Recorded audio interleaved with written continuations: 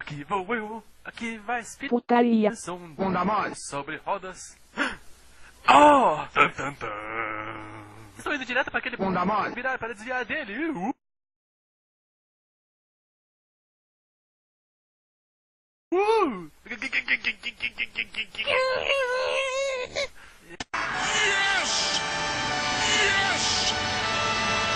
Foi por pouco. Tan, tan. Estou indo pra frente de novo.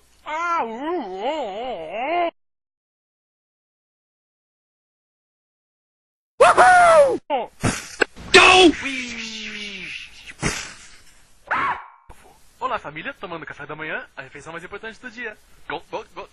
E dá um pouco do seu leite, Speed. Você já é gordo o suficiente, cara. E eu preciso desse leite pra crescer os meus cílios enormes. Olha como os meus cílios são grandes. Olha como eles são enormes.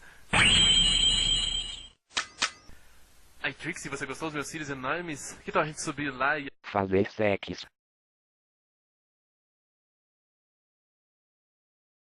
Aqui vou eu, aqui vai Speed Racer.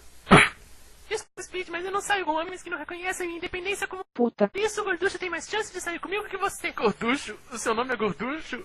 E dá um pouco do seu leite, Speed. Que tipo de nome é Gorducho? Pelo menos te descreve direitinho.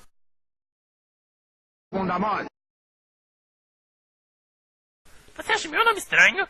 Seu nome é a noção de movimento expresso em distância por unidade de tempo. Hahaha, todos vocês têm nomes estranhos. Cala a boca, Rex. Seu nome é latim pra rei. É a coisa mais egocêntrica que eu já ouvi. Por que nossos pais são tão ruins pra dar nome pra gente? Nem mais uma palavra, garoto. O nome da minha mulher é mãe. Mãe! Você sabe como isso é estranho pra mim?